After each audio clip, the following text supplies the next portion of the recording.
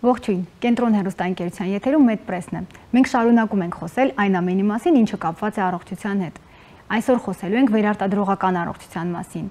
եւ խոսելու ենք իմ հյուրի Մարգարյան ծննդատուն մոր եւ մանկան առողջության պահպանման գիտահետազոտական կենտրոնի արտամարմնային բեղմնավորման բաժանմունքի վարիչ, բժշկական գիտությունների դոկտոր պրոֆեսոր Գյորգի Օկոևի հետ։ Բարև ձեզ պրոֆեսոր Օկոև։ Շնորհակալ եմ իմ հրավերը ընդունելու համար։ Շնորհակալ եմ հրավերքի համար։ Կարծում եմ բոլորն են տեղյակ, որ դուք հանդիսանում եք Հայաստանում արտամարմնային բեղմնավորման մեթոդի հիմնադիրը։ Խնդրում եմ ներկայացրեք ինչ պայմաններում եւ երբ սկսեցիք այդ կարևոր գործը։ Պետք է ասել, որ արտամարմնային բեղմնավորումը, որը օժանդակ վերարտադրողական տեխնոլոգիաների ամենադժվար հարցերից մեկն է, սկսվեց Հայաստանում մի քիչ ավելի վաղ, քան թե եղավ առաջի հղիությունը, քանի որ պետք էր երկար նախապատրաստման փուլ, այդ փուլը նախապատրաստվեց եւ մեր միջոցով եւ մեր Ֆրանսիայի գոլեգաների օգնությամբ եւ 2003 թվականին գրանցվեց առաջին դեպքը, հղիության առաջին դեպքը, որը անսպասելի մեզ համար եռյակով սկսվեց եւ 2004 թվականին մենք ունեցանք առաջի ծնունդը Հայաստանում, էլի եղան ծնունդներ օժանդակ էկոյից հետո, բայց դրանք դրսերում արած էին, իսկ ես մեկը արդեն Հայաստանում եւ ծնվեց առաջի եռյակը, որը արդեն 21 տարեկան է եւ բոլորին արդեն դարձավ պարզ, որ գործը սկսվեց, անհավատելիության պահը անցավ եւ բժիշկներն էին սկզբից անհավատ լինում այս գործի հաջողությանը եւ պացիենտները, բայց կյանքը վերցրեց իրեն եւ բոլորը հիմա հենց գալիս են առանց հարցնելու ինչ է խնդրեմ, միանգամից ասում են էկո եմ ուզում։ Այսօր շատ կարևոր եւ լուրջ խնդրի մասին ենք խոսելու, անպտղության խնդրի մասին։ Պատմեք մեզ, թե երբ ենք խոսում անպտղության մասին եւ ժամանակակից բժշկությունը ինչ արդիական մեթոդներ է առաջարկում անպտղության բուժման համար։ Դե մեր երկրում Հայաստանում մոտարապես 15% է կազմում անպտղությունը, որը բավականին մեծ թիվ է եւ պետք է աջակցել եւ պետք է կառավարության պետության կողմից, որ այդ թիվը կարողանա իջնի եւ անպտղությունը համարվում է մեկ տարվա ընթացքում մինչեւ 35 տարեկան հասակում մշտական սեռական հարաբերություն ունեցող ընտանիքը, եթե չի ունենում երեխա։ 35 տարեկանից հետո այդ ժամկետը իջնում է 6 ամիս։ Այսինքն պետք է շտապել ժամանակը չի աշխատում մեր պացիենտների օգտին, հակառակը աշխատում է իրենց դեմ։ Իսկ ինչ մեթոդներ են առաջարկում ներկայումս անպտղության բուժման համար, մինչև անպտղության բուժումը ունի տարբեր մեթոդներ։ Նո ամենապարզ, ամենահասարակ մեթոդը դա ներարգանդային սերմնավորում է։ Հայաստանում դա համարվում է օժանդակ վերարտադրողական տեխնոլոգիաների մի փուլ, չնայած աշխարհում դա չի համարվում։ Եվ վերջապես այդ արտամարմնային բեղմնավորումը, որը թույլ է տալիս բոլոր այն դեպքերում, երբ որ չի օգնում որևէ մի ուրիշ մեթոդ, հաջողություն հասնել հղիության։ Եվ պետք է ասել, որ արտամարմնային բեղմնավորումն էլ ունի իր տարբերակները, իր նյուանսները, իր ձևերը, որոնք կիրառվում են բոլոր այն դեպքերում, երբ որ իրանք պետք են։ Դուք ձեր խոսքում նշեցիք, որ 1 տարի հղիություն չունենալու դեպքում պետք է դիմի արդեն բժշկի, իսկ կան այլ դեպքեր, երբ այդ 1 տարին սպասելու կարիք չկա եւ ավելի շուտ է անհրաժեշտ դիմել բժշկի։ Իհարկե։ Բոլոր այն դեպքերում, երբ որ որևէ մի պատճառով կինը կորցնում է իր երկու արգանդափողը, կամ անհաջողության դեպքում, արյունահոսության դեպքում զրկվում է արգանդից, կամ ամուսնու սերմնաբջիջները շատ քիչ քանակով են եւ այդ դեպքում պետք է անել արտամարմնային բեղմնավորում անմիջապես X-ի տարբերակով, որպեսզի հատուկենտ սերմնաբջիջները ներարկվեն ստացված ձվաբջիջների մեջ։ Քանի որ խոսեցինք եւ մյուս տեխնոլոգիաներից եւ արտամարմնային բեղմնավորումից, արդյոք պացիենտների դիմելության դեպքում երբ իրենք են ուզում արտամարմնային բեղմնավորում կամ անմիջապես առաջարկվում է արտամարմնային բեղմնավորում, թե սկսվում է այլ բուժման տարբերակներից եւ ԱՄԲ-ն դա վերջին փուլն է անպտղության բուժման։ Դե բժշկության օրենքն է պարզից գնալ դժվարը, բարդը, հա։ Այդ բժիշկը պետք է որոշի անկախ նրանից ինչ է ուզում պացիենտը չպետք է որոշի ոնց է ինքը բուժվում։ Եթե որոշից ինքը պետք է առնվազն բժշկական կրթություն ունենա, այն էլ առնվազն վերարտադրողական բժշկության զբաղվող։ Իսկ տենց սկսում է ամենապարզ եւ գնում է դեպի բարդ դեպքերը, միջամտությունները եւ դրանից է կախված գործի հաջողությունը իհարկե։ Մենք պացիենտներին պետք է լսենք, բայց պետք է իրենց թելադրենք այն, ինչ որ այսօրվա բժշկությունը պահանջում է, այլ ոչ թե ցանկությունը։ Իսկ ինչ է առաջարկում արտամարմնային բեղմնարում կամ ռեպրոդուկտիվ բուժկություն այն զույգերին, ովքեր զույգերից մեկը ունի ոչ թե գենետիկական հիվանդության կրող է հանդիսանում կամ ունի ոչ թե հիվանդություն։ Տեսեք, դա բավականին լուրջ հարց է։ Այսօրվա օրով բժշկությունը ասում է, մենք մի քիչ շեղվեմ ձեր հարցից, մենք ունենք խնդիրներ առաջի երամսյակում հղիությանը, ոչ կապված արտամարմնային բեղմնավորման հետ, այլ ցանկացած հղիության առաջի երամսյակում մենք ունենք խնդիրներ եւ արտասահմանյան բժշկությունը ասում է, որ բուժես չբուժես առաջի երամսյակում նույն արդյունքները կունենաս։ Դա կախված է նրանից, որ խրոմոսոմային հավելվածը քանակը լինում է խախտված։ Մենք ունենք նորմալում պետք է լինեն 23 զույգ 46 խրոմոսոմներ։ Կարող են լինել քիչ, քանակը երբ որ խառնում է, կոչվում է անեոպլազիաներ, կարող են լինել քիչ, այսինքն 43 չէ, 42, 41, դա մոնոսոմիաներ են, զույգի խրոմոսոմների թիվը, որ քիչանում է, հղիությունը որպես օրենք ավարտվում է վիժումով, բուժես, չբուժես, այդ բանը լինում է։ Իսկ երբ որ խրոմոսոմների քանակը շատ է, այսինքն լինում են ոչ թե 46, այլ տրիսոմիաներ են լինում, այդտեղ արդեն լուրջ հիվանդություններ են։ Դե եթե ամբողջ աշխարհում ասում են, որ Down-ով երեխաները իրանք ասում են солнечные дети, հա, կարելի է իրանց պահել, կարելի է իրանց ինտեգրացնել հասարակական կյանքի մեջ, բայց Պատաուն Էդվարդսը ոչ, դրանք շատ ծանր համախտանիշներ են եւ դա պետք է ախտորոշվի նախորդ։ Եվ ախտորոշումը կախված է նրանից մեր պացիենտները ինչ խնդրեմ ունեն։ Եթե տարիքը մեծ է, 40 տարեկան, 45 տարեկան, տարիք հավելանալով այդ վտանգը գեոմետրիկ պրոգրեսիայով շատանում է։ Իսկ մեծ նշանակություն ուներ նաև մոտակա բարեկամները, առաջին աստիճանի բարեկամները, քույր, եղբայր, իրանք ունեն այդ հիվանդությունները, թե չէ։ Այդ դեպքում արվում է պրեիմպլանտացիոն գենետիկ հետազոտություն, այսինքն իմաստը որն է, սաղմը ստանում ենք սաղմ, սաղմը աճեցվում է մինչև կյանքի 5-րդ օրը, որից հետո վերցվում են բջիջներ, որոնք սաղմի հետ կապված չեն, բայց ունեն նույն գենետիկ կոդը եւ ուղարկվում են հետազոտությանը։ Ուղղակի սաղմը 5-րդ օրվանից հետո դժվար է պահել, չկա այսօրվա օրով միջավայր, որ կարողանան իրանք նորմալ լինել, դրա համար իրանք սառեցվում են, հետո պատասխանը որ գալիս է, ընտրվում են այն բոլոր, որը լավ որակի են, նրանք թողնվում են, մնացածները արդեն պահելու եւ տեղադրելու ենթակա չեն։ Այսինքն արտամարմնային բեղմնավորումը եւ պրեիմպլանտացիոն նախաիմպլանտացիոն դիագնոստիկան հնարավորություն է տալիս ճիշտ եւ առողջ սաղմերի տեղադրման համար։ Միանշանակ։ Նաեւ այդ հարցը բարձրացվում է մեր պացիենտների մոտ հաճախ, երբ որ գալիս են ասում են տղա եմ ուզում։ Դե այսքան ժամանակ ճիշտ ասած մեկ դեպք գիտեմ, որ ասեց աղջիկ եմ ուզում վստահ, բայց Հայաստանի Հանրապետության օրենքը ասում է, որ դա կարելի է անել, եթե կան 3 նույն սերի երեխա։ 3 հատ տղա կարող ես աղջիկ ուզես, 3 հատ աղջիկ կարող ես տղա ուզես։ Այսինքն 3 նույն սերի երեխաների դեպքում օրենքը հնարավորություն է տալիս արտամարմնային բեղմնավորման պլանավորել երեխայի սերը։ Այո։ Մենք խոսեցինք անպտղության դեպքում արտամարմնային բեղմնավորման մասին, սակայն չենք կարող չնշել, որ ներկայումս կյանքի ռիթմը այնպեսին է դարձել, որ կանայք կամ զույգերը իրենց երեխա ունենալու պլանները ավելի հետաձգում են եւ ավելի ուշ ռեպրոդուկտիվ տարիքում են պլանավորում հղություն, երբ արդեն կնոջ մոտ ինքնուրույն հղություն ունենալու հավանականությունը նվազում է։ Այս դեպքում ինչ ենք առաջարկում մենք կանանց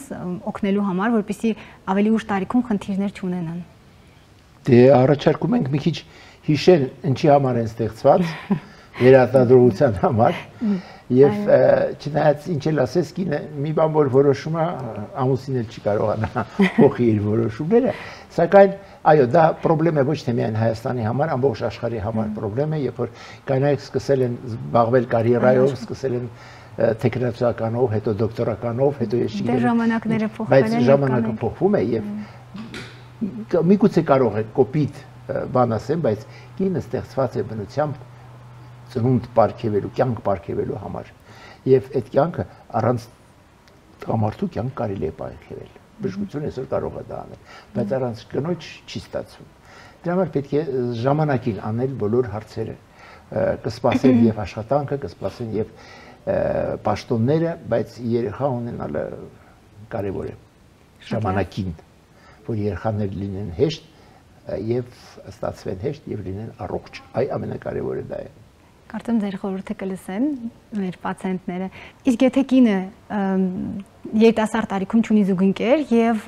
ամեն դեպքում ուզում երեխա ունենալու ցանկությունը կա եւ հնարավոր է որ դա լինի ավելի ուշ տարիքում, հնարավորություն կա այլ տարբերակով, օրինակ ձվաբջիջների սառեցմամբ ապահովել այդ փաստը։ Այո, իհարկե, այսօրվա օրով կրիոկոնսերվացիան բավականին տարածված միջամտություն է եւ դա թույլ է տալի ոչ միայն կանայք, այլ տղամարդիկ ունենան իրանց գենետիկ մատերիալը, կինը ձվաբջիջ է, տղամարդը սերմնաբջիջ է եւ կգա ժամանակ, որ կասեն ուզում ենք օգտագործել, ինչի՞ չէ օգտագործում են։ Բացի դրանից շատ մեծ կարևորություն ունի դա մեր այն պացիենտների համար, որոնք ունեն օնկոլոգիայի խնդիրներ, որոնց սպասվում է ծանր խիմիաբուժում, հետո օրգանիզմը կկորցնի իր վերարտադրողական հատկությունները հիմնականում, դրա համար իրանք հանձնում են միջև այդ բուժումը սկսել է, եթե երկուսով են ամուսիններ են, ապա սաղմն են հանձնում, սպասում, եթե կինն է կամ տղամարդ է, իրանց բջիջներն են հանձնում, սերմնաբջիջները, ձվաբջիջները, որոնք պահպանում են այնքան ժամանակ, ինչքան պետք է։ Պահպանել կարելի է երկար։ Այդ հարցն է, որքան կարող է պահպանվել այդ։ Դե բոլոր դեպքերում ամենահեշտ պահպանվում է սաղմը։ Հետո սերմնաբջիջները, հետո ձվաբջիջները։ Ձվաբջիջները բավականին նուրբ են, կանանց նրբությանից է կախված։ Իսկ սաղմը մենք ունեցել ենք դեպք, երբ որ ընտանեկան զույգը եկել է, ուզեցել է անել արտանային մեղնավորում, արվել են, երկու աղջիկ ունեցան զույգ, անցավ մի 9 տարի, մոտ 10 տարի եկան, ասեցին, մենք սաղմ ունենք, չէ, ասեցին, հա։ Դե ուզում ենք եւ եւս մեկը։ Այո, հավացվեց, տեղադրվեց արգան եւ փաստորեն քույրիկները եւ եղբայրը, որոնց բեղնավորման օրը նույնն էր, ծնվելով 10 տարով տարբերվում էին 10 տարի տարբերությամբ ավելի մեծ էին, քան թե եղբայրը։ Ինչ ժամկետում է ամենաերկար ժամկետը, երբ որ եղել է տեղադրում եւ ծնվել է երեխա այդ 9 տարին է, թե ավելի Չէ, ավելին մենք չենք ունեցել։ Ես ինչքան գիտեմ արտասահմանյան գրականությամբ Ճապոնիայում եղել է մոտարապես 15 տարվա, այո, սաղմ։ Իսկ սաղմերը բավականին կայուն են եւ երկար ժամանակ կարող են սառեցված պահպանվել։ Այո, դժվարը սառեցնելու process-ն է, բայց հիմա արվում է, առաջ շատ դժվար էր, առաջ դանդաղ սառեցում էր գնում, դանդաղ հնեցում էր գնում, որը բավականին լուրջ տրավմա էր, իսկ հիմա վաղուց արդեն արվում է վիտրիֆիկացիան, արագ սառեցում, արագ հալեցում, որը տալիս է դրական, այո, եւ գիտեք ինչ, օգտագործելով սառացված սաղմերը տոկոս հղիության լինում է ավելի մեծ, քան թե բնական ցիկլերում այդ մոմենտն էլ կա։ Այսինքն, երբ խթանման ցիկլում սաղմերը սառեցվում են եւ հետո տեղադրվում են նախապատրաստած հատուկ նախապատրաստած ցիկլերում, արդյունքները ավելի բարձր են։ Ավելի բարձր են։ Քանի որ արդյունքներից խոսեցիք, ցանկացած արտամարմնային բեղմնավորման բաժանմունք իր արդյունքները գնահատում է յուրաքանչյուր տարվա վերջում որոշակի տոկոսներով, կարող եք նշել ինչպիսին է ԱՄԲ հաջողության տոկոսը ամբողջ աշխարհում եւ եթե հնարավոր է ձեր բաժանմունքում։ Դե տեսեք, ուրեմն հղիությունը միջև բաժանվում է կնոջ տարիքից է կախված։ Միջև 35 տարեկան հասակում հղիությունը լինում է 40-ից 50% դեպքերում։ Հղիությունն է լինում։ Այո։ Ծննդաբերությունը լինում է ավելի քիչ, 30-ից 40% դեպքեր։ Այսինքն ունում ենք ավելի բարձր հղիության տոկոս, սակայն ծննդաբերության տոկոսը ավելի ցածր է։ Բնության մեջ էլ կանայք ավելի շատ են հղիանում, քան թե ծննդաբերում։ Կորուստներ կան եւ առաջի երամսյակում,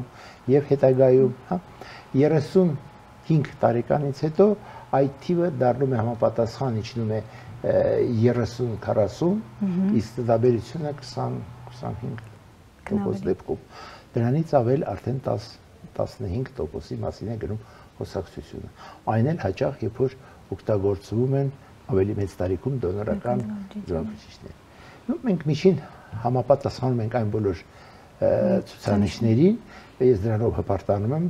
ես չեմ ուզում ասել, որ ընկել ենք աշխարհից առաջ, ոչ, չէ։ Բայց տոկոսները, այո, այնպեսին են։ Այս աշխատանքում ամենակարևորը, որ մեր պացիենտները ճիշտ իմանան ինչ է իրանց սպասում։ Ասելով մեծ թվեր տալով, որպեսզի պացիենտը գա, սկսի կոմոդ բուժվել, կոմոդ սխալ է, չի կարելի պացիենտներին խաբել, ես եմ ճիշտը այն, ինչ որ կա։ Իսկ յուրաքանչյուր տարիքային խմբում հատկապես կնոջ տարիքին է վերաբերում, ես ճիշտ հասկացա։ Այո, հիմնականում այո։ Յուրաքանչյուր տարիքային խմբին որոշակի տոկոսներ կան եւ ցանկալի է, որ իրենք նախապես դրա մասին տեղեկացված լինեն։ Միանշանակ, առանց դա չի լինելու։ Շատ լավ։ Եվ դուք ձեր խոսքում նշեցիք Հայաստանի Հանրապետության օրենքի մասին, պլանավորելու երեխայի սեռը պլանավորել, արդյոք կան նման դիմելիություն եւ որ սեռի երեխայի համար են ավելի շատ եկել, եթե կա։ Այո, կա։ Դիմում են, գիտեք, հաճախ դիմում են մեր այն կանայք, ովքեր որ կորցրել են պատերազմում։ Ես օրինակ մի քիչ կարող է սխալ եմ, բայց ես գտնում եմ, որ այդ իրանք շատ չեն։ Այդ կանանց պետք է հնարավորություն տալ մեր հիմնական օրենքից մի քիչ դուրս գալ, երբ որ կինը մի հատ զավակի տղա է կորցնում, ինքը բարձր տղա է։ Իսկ հիմնականում իհարկե հայկական մենտալիտետը այն է, որ միշտ էլ ուզում են տղա ունենալ, առավել եւս երբ որ աղջիկերը շատ են լինում ընտանիքում, բայց կան նաև դեպքեր, երբ որ ուզում են աղջիկ, դա հազվագյուտ դեպքեր են, բայց լինում են։ Պրոֆեսոր Օկով, կցանկանայի խոսել նաև փոխնակ մայրության ծրագրի մասին։ Ինչ կասեք այդ մասին։ Բավականին կարևոր հարց է։ Փոխնակ մայրությունը արվում է բոլոր այն դեպքերում, երբ որ կինը չի կարող ունենա ինքնուրույն երեխան, այսինքն ինքը տալիս է իր գենետիկ մատերիալը, ձևաբջիջները, սակայն ի վիճակի չէ պահել հղիությունը։ Օրինակ, չունի արգանդ, իծն է կամ վերատությունից հետո ունի բավականին ծանր հիվանդություններ, սրտի, երիկամների, երբ որ հղիությունը կրելը արգելվում է։ Այդ դեպքերում պետք է դիմել արտաբանային բեղմնավորմանը, օգտագործելով փոխնակ մոր հասկացողությունը։ Առաջի դեպքը, երբ որ մենք ունեցանք փոխնակ մայր, քույրը իր եղբոր համար պահեց երեխաներին, քանի որ եղբոր կինը զարգացման առատուներ չուներ արգանդ եւ հնարավոր չուներ, իծներ չուներ այդ արգանդը եւ ստացվեց երեխա կրեցին, հիմա այդ երեխաները Հայաստանում չեն իհարկե, արդեն ուրիշ երկրում են, Ավստրիայում են ապրում, բայց հաջողությունը եղավ։ Բավականին դեպք եղավ նաեւ հետաքրքիր, երբ որ մայրը իր աղջկա համար կանգնեց փոխնակ մայր եւ մայրը ջահել էր եւ պահեց ստացվեց երեխան։ Ես այստեղ մի բան կուզենայի ասել, Հայաստանի Հանրապետությունը շատ կարևոր օրենք է ընդունել,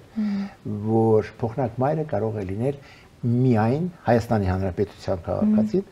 փոխնակ մայր կարող է լինել միայն այն զույգերի համար, ովքեր Հայաստանի Հանրապետության քաղաքացիներ են։ Այսինքն ինքը չի կարող լինի ուրիշ երկրի համար փոխնակ մայր։ Մենք այսօրվա օրով ունենք ծրագիր եւ Ռուսաստանի եւ Չինաստանի հետ, բայց իրանք բերում են իրանց փոխնակ մայրերին, իրանք ոչ Հայաստանի քաղաքացիներ են եւ այդ կանայք իրանց երկրի համար ծննդաբերում են։ Խնդրում եմ խորհուրդ այն զույգերին, ովքեր հիմա գտնվում են անպտղության հետազոտման կամ բուժման փուլում կամ միգուցե արտամարմեն բեղմնավորման են պատրաստում, ինչ խորհուրդ կտաք այդ զույգերին։ Այդ զույգերին ամենակարևոր խորհուրդը կտամ ժամանակը չկորցնել։ Ժամանակին դիմել բժիշկներին, ժամանակին որոշում կայացնել, որ բժիշկը ասի այն, ինչ որ պետք է անել, ոնց որ ասում են սուս ու փուս հալած յուղի պես ընդունել եւ անել։ Բայց նաեւ այստեղ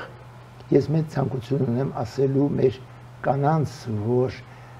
եւ ինչի կանանց, տղամարդկանց, առաջինը դա ամենակարևորը, որ գալիս են ասում են մեր հարցը խնդրեմ ունի, ոչ, մեր հարցը խնդրեմ չունի, խնդրեմը ընտանեկան զույգին է։ Ես չեմ ընդունում բոլոր այն դեպքերում, երբ որ գալիս են ասում են հարցը բաց երկուսով։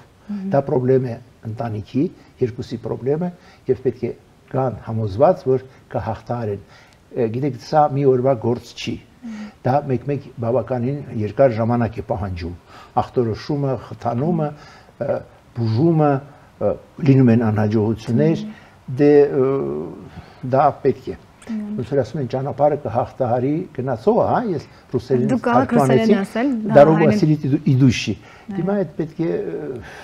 այդ տարբերակով շարժվեն։ Շնորհակալ եմ պրոֆեսոր Ակր, շատ հետաքրքիր եւ կարծում շատ օգտակար զրույցի համար։ Շնորհակալ եմ։ Այսօր այսքանը, կհանդիպենք հաջորդ շաբաթ։